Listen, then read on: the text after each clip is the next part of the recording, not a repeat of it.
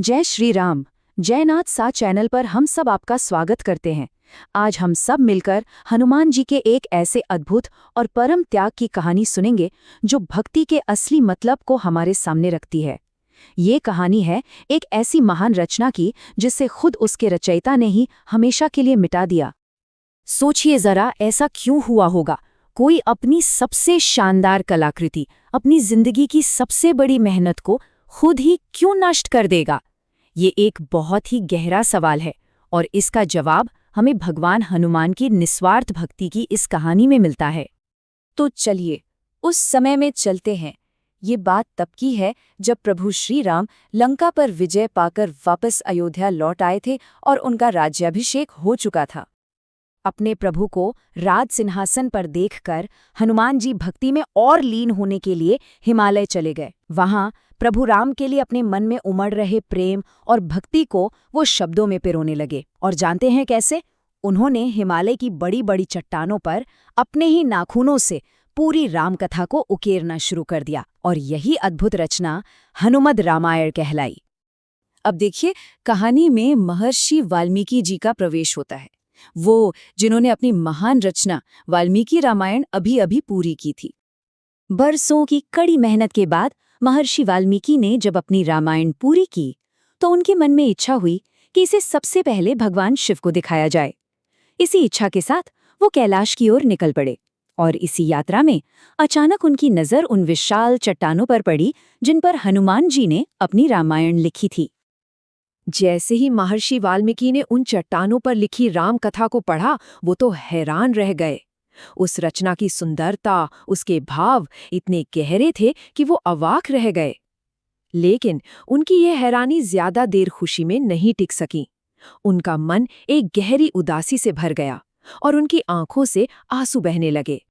यहाँ हमें समझना होगा कि दोनों महान रचनाओं के पीछे का उद्देश्य बिल्कुल अलग था। वाल्मीकि जी की रामायण दुनिया के लिए थी, एक ऐसी विरासत जो आने वाली पीढ़ियों को रास्ता दिखाए। वहीं दूसरी तरफ हनुमान जी की रामायण, वो तो बस उनकी अपनी भक्ति थी, अपने प्रभु के लिए एक निजी प्रार्थना। एक का मकसद था कीर्ति तो दूसरे का सिर्फ और सिर्फ प्रेम। और जब हनुमान जी ने वाल्मीकि जी को इस तरह उदास देखा तो कहानी अपने सबसे भावुक और अहम मोड़ पर आ पहुंची। हनुमान जी ने बड़ी विनम्रता से वाल्मीकि जी से उनकी उदासी का कारण पूछा तो महर्षि ने भर्राए हुए गले से कहा, हे हनुमान, तुम्हारी ये रामायण इतनी श्रेष्ठ है कि इसके सामने मेरी रचना बिल्कुल फीकी पड़ जाएगी। इसे पढ़ने के बाद कोई भी मेरी रामायण की ओर देखेगा भी नहीं। मेरे जीवन भर की मेहनत सब व्यर्थ हो जाएगी। महर्षि वाल्मीकि के मन की इतनी बड़ी चिंता सुनकर भी हनुमान जी के चेहरे पर जरा भी शिकन नहीं आई। उन्हें अपनी उस महान रचना से कोई मोह, कोई लगाव था ही नहीं। उनके चेहरे पर बस एक शांत मुस्कान थी जो ये बता रही थी कि उनके लिए अपने प्रभु की भक्ति से बढ़कर कुछ और नहीं है। उन्होंने वाल्मीकि जी से कहा, हे मुनिवर, आप चिंता क्यों करते हैं? मैंने ये राम कथा तो अपनी आत्मा की शांति के लिए लिखी थी, किसी नाम या यश के लिए नहीं। आपकी कृति अमर रहेगी, दुनिया उसी को याद रखेगी। देखिए, यही तो है भक्ति का असली सार, बिना किसी फल की इच्छा के कर्म करना। और सिर्फ इतना कहने के बाद हनुमान जी ने वो किया जिसे देखकर शायद पूरा ब्रह्मांड भी एक पल के लिए थम गया होगा। उन्होंने एक एक करके उन भारी चट्टानों को, जिन पर दुनिया की सबसे श्रेष्ठ रामायण लिखी थी, अपने कंधे पर उठाया और शांत भाव से पास के महासागर में ले जाकर डुबो दिया। एक पल में बिना किसी हिचकिचाहट के अपनी सबसे बड़ी रचना का त्याग कर दिया। हनुमान जी के इस एक काम ने, इस परम त्याग ने भक्ति की एक नई परिभाषा लिख दी। अपनी आंखों के सामने ये सब होता देख महर्षि वाल्मीकि तो बस देखते ही रह गए। उनका सारा मान, सारा अहंकार एक पल में चूर चूर हो गया। वो हनुमान जी की इस महानता के आगे नतमस्तक हो गए। उन्होंने हाथ जोड़कर हनुमान जी से कहा, हे हनुमान, आप धन्य हैं।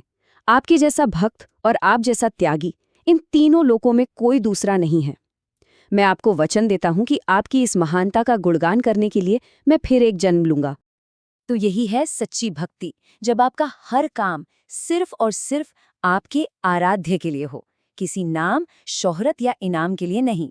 हनुमान जी का ये त्याग हमें यही सिखाता है कि भक्ति का रास्ता प्रसिद्धि का नहीं, बल्कि पूर्ण समर्पण का रास्ता है।